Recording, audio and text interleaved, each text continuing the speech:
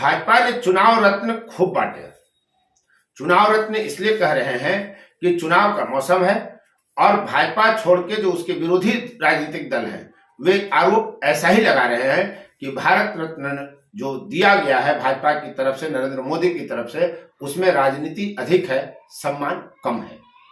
विचित्र स्थिति है। जिस पीवी नरसिम्हा राव को कांग्रेस ने अपमानित करने का एक मौका नहीं छोड़ा, पीवी नरसिम्हा राव के पार्थिव शरीर को कांग्रेस मुख्यालय में घुसने नहीं दिया गया, पीवी नरसिम्हा राव का अंतिम संस्कार दिल्ली में नहीं होने दिया, जिस कांग्रेस ने, उस कांग्रेस ने भी आज उनकी तारीफ की है क्योंकि देश ने उन्हें भारत रत्न मान लिया है।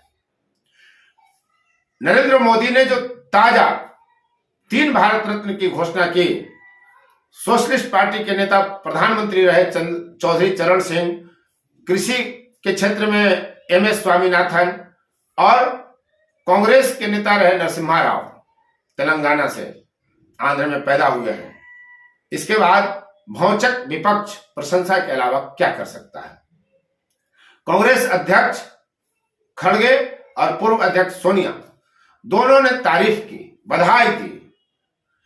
सवाल यह उठता है कि जिस नरसिम्हा राव ने प्रधानमंत्री रहे राजीव गांधी को भारत रत्न की उपाधि से नवाजा, उसी नरसिम्हा राव को बेइज्जत करने का हर मौका तलाश लेने वाली कांग्रेस आज किस मुंह से नरसिम्हा राव की प्रशंसा कर रही है और उसे देश के विकास में योगदान करने वाला नेता बता रही है।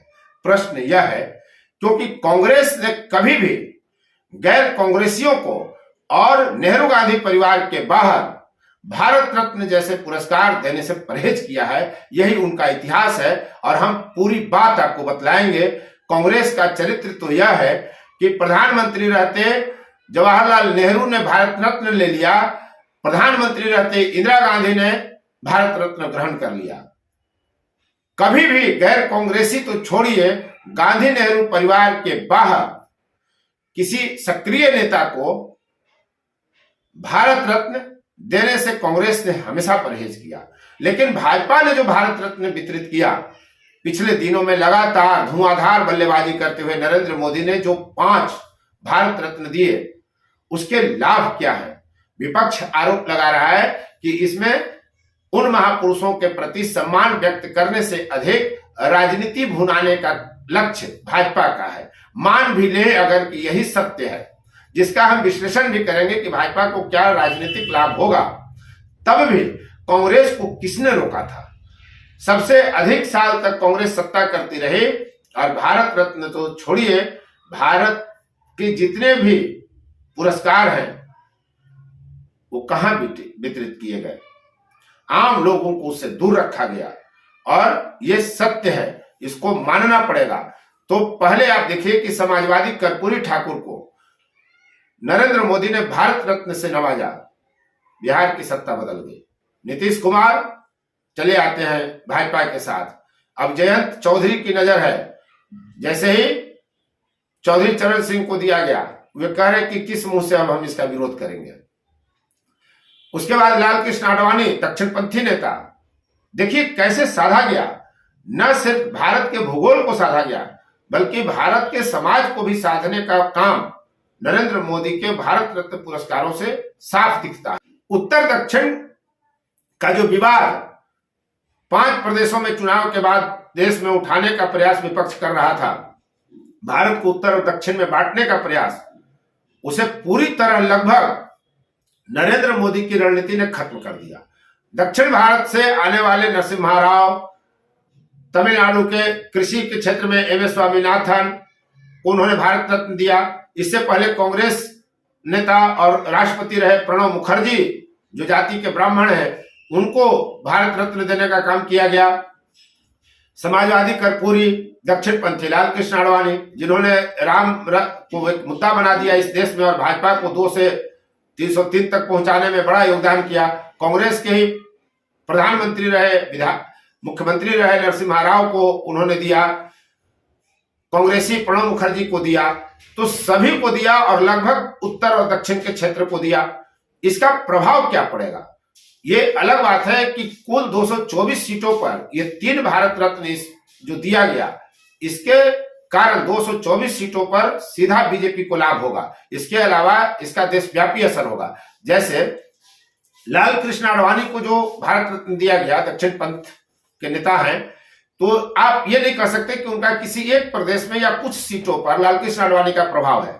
लाल कृष्ण आडवाणी दक्षिण पंथ के पुरोधा माने जाते हैं, इसलिए भारत में जहां भी दक्षिण पंथी प्रभाव है जिस व्यक्ति में, वो मतदाता भाजपा की तरफ अधिक झुकेगा। ये लाभ है। प्रणब मुखर्जी को दे चुके हैं। समाजवादी विचारधारा के जो व्यक्ति हैं, कर्पूरी ठाकुर के बहाने, ओबीसी के बहाने साधने का प्रयास नरेंद्र मोदी की सरकार ने किया। सोशलिस्ट पार्टी के नेता रहे चौधरी चरण सिंह, उनको देकर किसान, और फिर कृषि के क्षेत्र में एम एस स्वामीनाथन को देकर किसान को साधने का प्रयास किया गया। सोशलिस्ट विचारधारा के भारतीयों को साधने का प्रयास किया गया।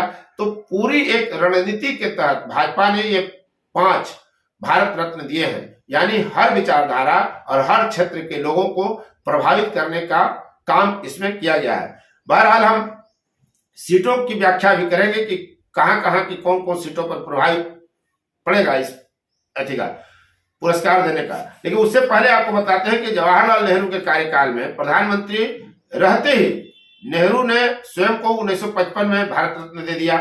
गोविंद बल्लभ पंत जो उत्तर प्रदेश के पहले मुख्यमंत्री और 55 से 61 तक केंद्रीय गृह मंत्री थे, उनको 1957 में दिया गया नेहरू की तरफ से।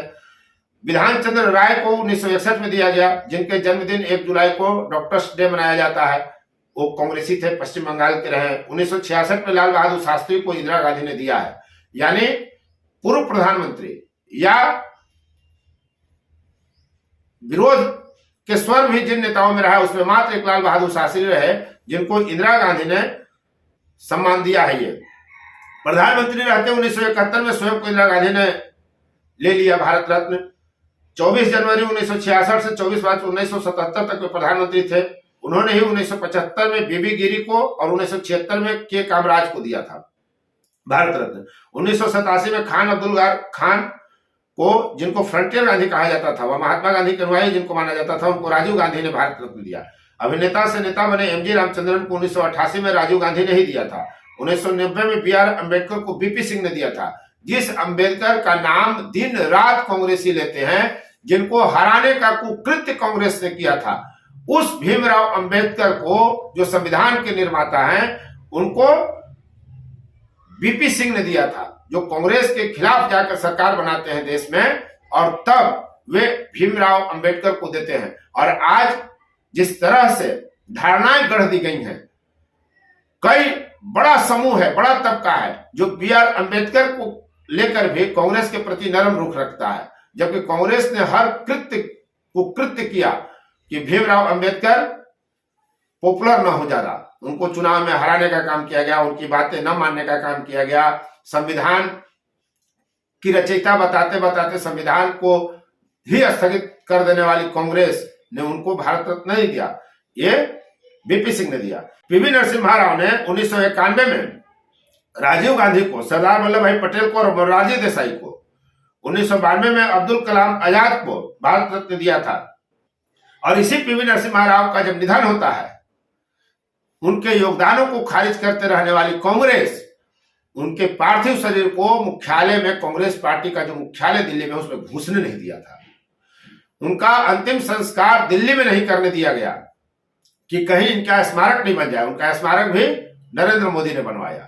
तो ये अंतर है कांग्रेस और भाजपा की राजनीति में, और यही कारण है कि कांग्रेस बराबर निचले पायदान पर भाजपा के मुकाबले दिख रही है।